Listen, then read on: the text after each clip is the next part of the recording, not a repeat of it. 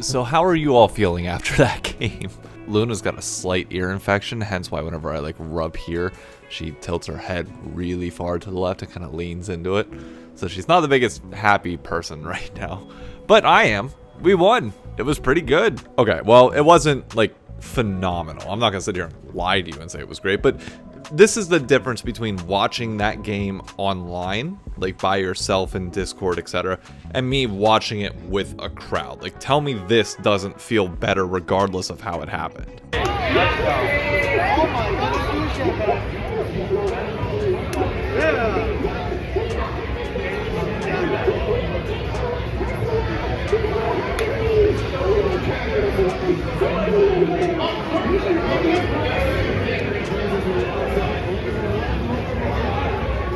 I'm not the biggest fan of the fact that we went Victor, Zeri, Lulu, and just scaled into late game Oblivion, which by all means got us the win. Like the fact that we were able to Victor laser for like an absurd amount of damage per minute from Bjergsen. I don't remember the exact number, but he pretty much carried that game late. Even if Doublelift was the one securing kills and putting pressure later after the fights, it was Victor constantly poking down the Scion and just applying a ton of damage and zoning out effectively that quite frankly allowed us to win this game. Like, people I think are going to sleep on Bjergsen's performance here, and hopefully the damage number helps give a clear stat line that people can understand and go towards. But it was good.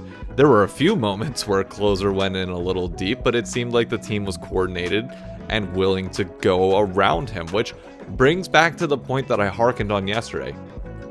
There were a lot of people that were looking at Tenacity Closer and saying, you know, why are they going in so far whenever everybody else is so far behind?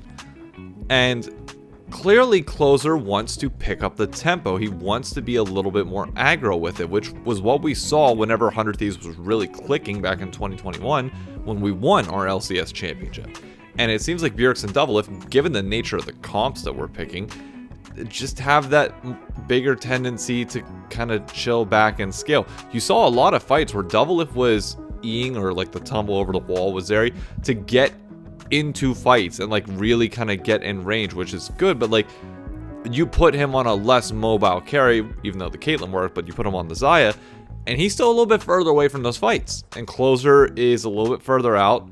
You know, Victor in this case was actually playing with Closer, which is good, unlike yesterday where Annie was a little bit further behind at certain points. So like, I'm not fully willing to blame the communication stuff that was happening in earlier weeks just purely on Closer and Tenacity, even though it appeared that way and was really ugly on the eyes. Yesterday was a solid win, but still definitely holds some questions where better teams are going to beat us more in the early game and make that game impossible to come back from. Doublelift and Busio held their own in bot lane for the most part, and actually towards the later portions of the game really scaled ahead in terms of CS and viability. But like, there's a lot of other teams that are going to push that Lucian Nami lane a lot better, or whenever those picks filter away, we'll just be able to do a little bit more with that. Bjergsen in mid lane was fine, and like, he obviously was his most effective once he got Death Cap online. But the bigger problem that I'm still seeing, at least early on, is it just feels like we're playing too passive to a certain extent. Like, we're not... It's one thing to contest objectives and be aggro in group settings, which it doesn't seem like we're doing all that much. We're setting up decently well for Herald's oh god, wait a minute, no, never mind. Barring that one where we just like leashed it right for him and Closer just instantly dies because Tenacity was a 2-second delay on his TP. It wasn't pretty. They're one in power fight for both their bot laners, so they're happy to fight this, and it's going to be a scrap here. Teleport coming in from both sides. Fiocia going into the back line. They get multiple locks up, so they take Closer down. 100 Thieves dodging out. Tenacity keeping himself on the Ripper side. Getting some damage over the wall from Doublelift, but because Team Liquid were able to rotate on over, they get the objective. Yeah, nicely done there. I guess that does go to the point that we are just a little bit slow on rotating and being the first of these objectives, but then again, we also picked a comp that's going to scale later, so we wouldn't have been as effective in those fights, you still could play them better to a certain extent early on and try and snowball your team comp that is late game ahead early. Because look, that's a winning philosophy. EG captured the hearts of everybody doing exactly that in spring last year.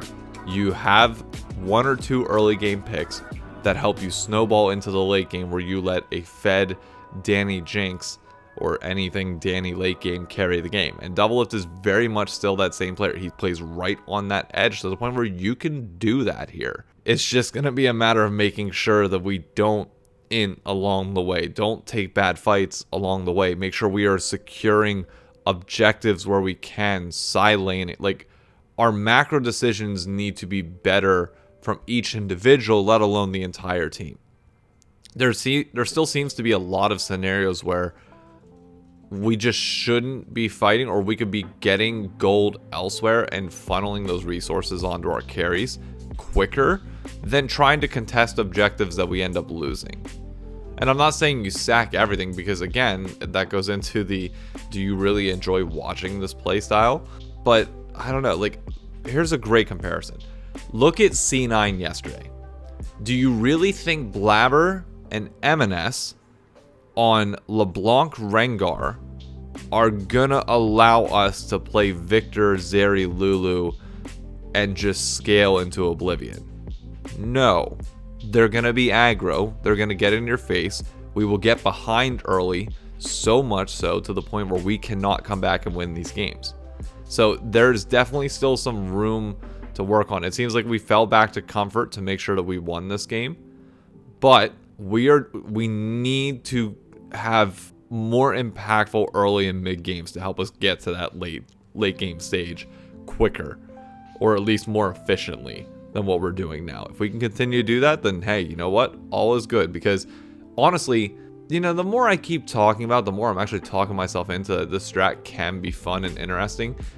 Because you are on that timer of like, okay, when are we going to get online? When are we going to get online? The problem is it just makes the losses really bad. Like, when you're on that 5-game loss streak playing like this, it's like, oh, this sucks.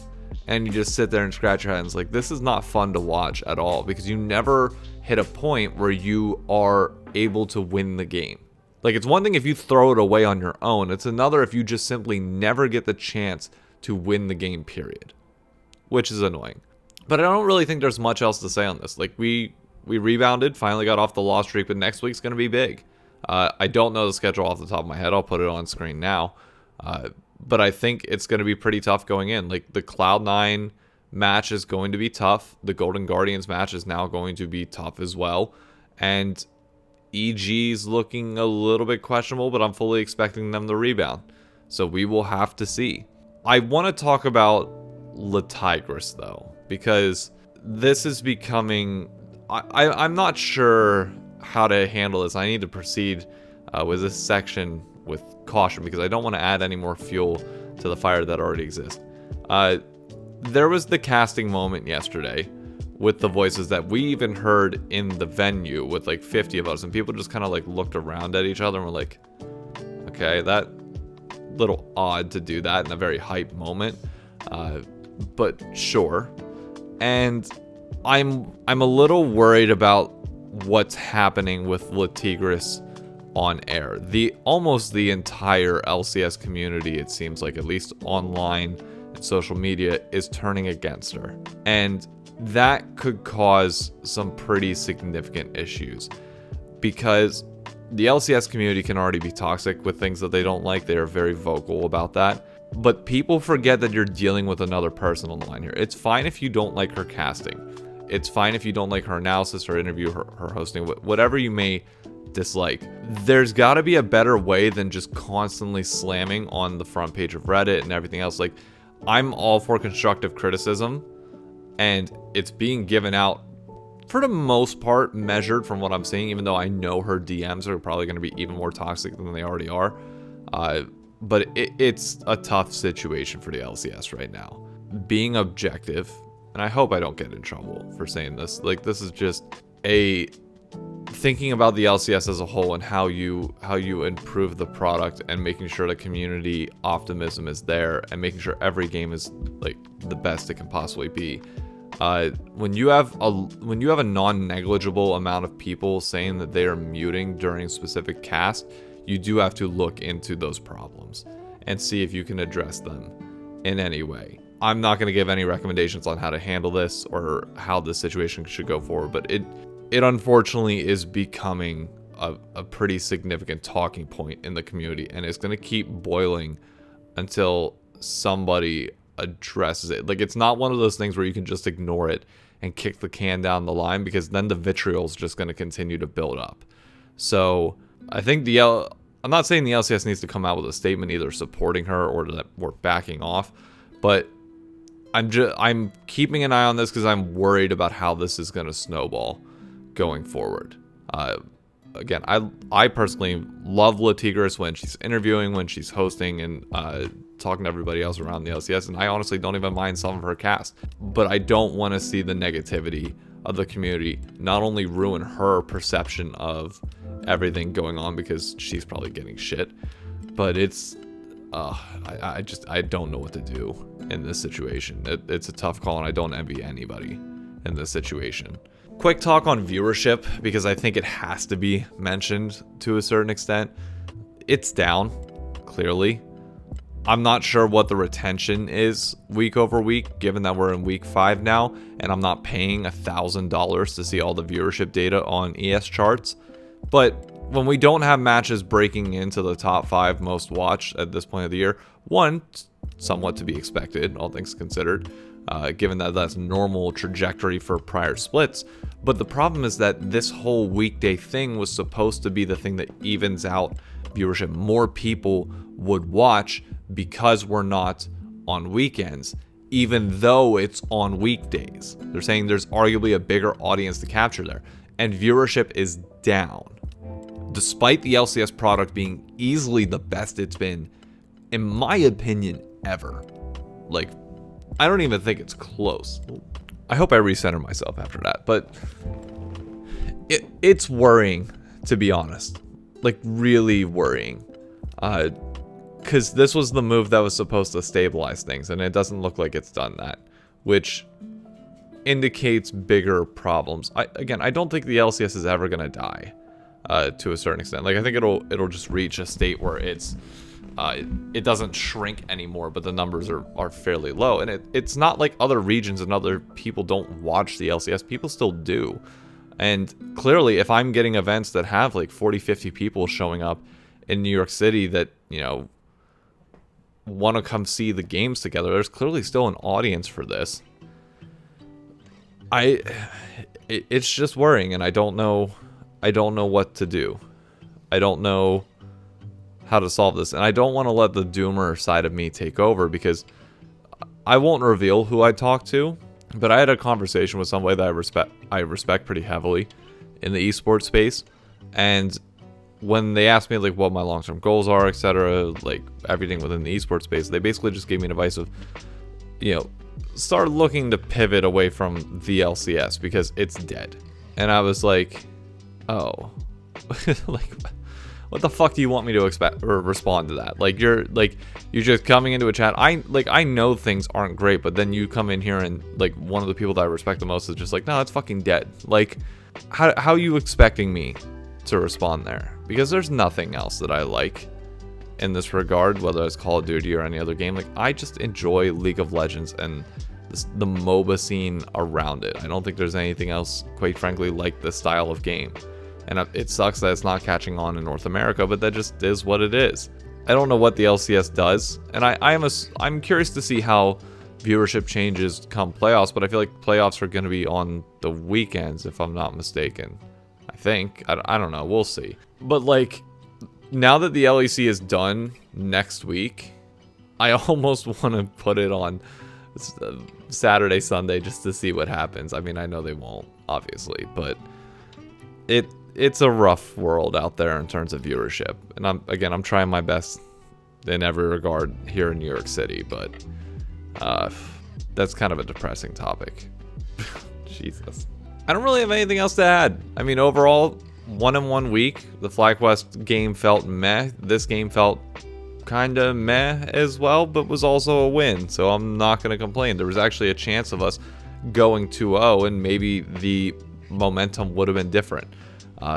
But we got quite a few games ahead, 7 games left, and hopefully we can do, or 7 games left? Yeah, we played 9 games in the second round robin. We already played 5 games left. So we only have 2. Holy shit. Is that right? Yeah, no, 7 games left. 9 minus 2, 7. How did it? 4 and 3. Yeah, okay. So we got 3 weeks left. I don't know. I'm sorry. My brain's not functioning this morning. If we can finish this last bit, 5-2, I think we secure playoffs pretty easily. And I think that's enough for us to climb up. We'll see. Those two, hopefully those 2 losses are only against like C9 and EG, because we can't afford to lose to CLG or TSM right now, given how close we are in the standings to them. But we'll see. I'm optimistic. I'm feeling good. A little bit more neutered than I was yesterday, but we'll see how it goes. I'll catch you all next week. Adios.